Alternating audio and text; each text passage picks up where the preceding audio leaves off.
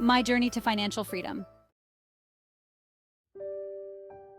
I am 64 years old and from the Philippines.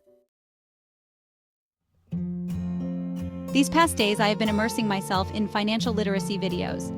I learned some basic principles provided by the authors, like having a financial goal, saving, investing, monitoring expenses, and so on. This information inspired me to assess my present financial status. And what I discovered are the following strategies I have been doing without knowing that these were the principles towards financial freedom. I want to share my frugal saving strategies, which makes me feel like I've achieved financial freedom. Back when I was working as an employee, I am now retired. My income was not enough for my living expenses. During that time, there was this item that was so popular and people were crazy about it. But these items were fast cost depreciating. The price on a single day would be discounted by almost half the next few days. I thought of selling these items. I got orders from people, offering it at the prevailing market price and adding a markup. Then I asked for a 50% down payment with a promise to deliver in about 2 weeks' time. After collecting the initial payment, I proceeded to purchase the items which, to my surprise, were really now half the advertised price. So with the money I had, I was able to buy twice as many items. I delivered it with the agreed price plus my markup. And voila, I got a double whammy.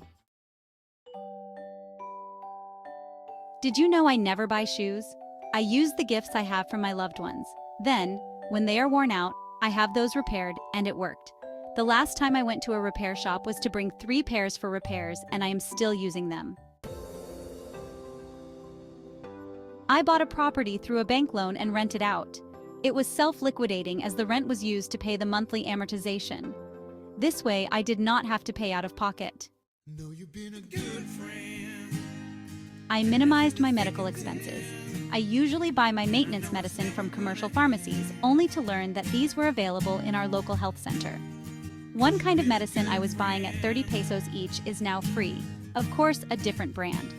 When a daughter needed an anti-tetanus injection, she was charged 2,000 pesos for the services in a private clinic. So we tried to go to our local government health center and were given a prescription by the doctor there. We bought the anti-tetanus at only 140 pesos. We returned to the BHC and had the anti-tetanus injected by the nurse there. I am diabetic on insulin, which cost me 1,500 pesos per pen from the drugstore. I later learned that insulin is available in a government hospital, so I went there and was able to buy it at 90 pesos. I bought a second-hand car to minimize cost for this convenient means of transport. When I retired, I paid off my housing loan, which had 7 more years to go. I saved 400,000 pesos from the interest. I really agree with financial coaches, authors, and mentors that keeping a list of expenses helps track my spending and assists a lot in budgeting. I go to the grocery once a month for my household needs. Sometimes, when one item is consumed before the next grocery trip, I don't worry about it. I learn to live without it until the next monthly purchase. Anyway, it is only a little sacrifice, usually just a few days. For example, when I run out of paper kitchen towels, I will use washable cloth kitchen towels.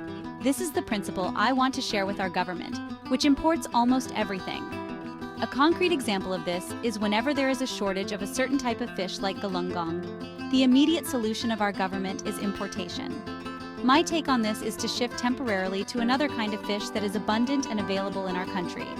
This way, the government can save and help the local fisher folks. I only use credit cards during emergencies and pay in full come the due date. Dining out only when there are killer discounts. Some restaurants offer up to 50% discounts on specific days like the store's anniversary, etc. Finally, I retired early to save the 32% tax deduction from salary.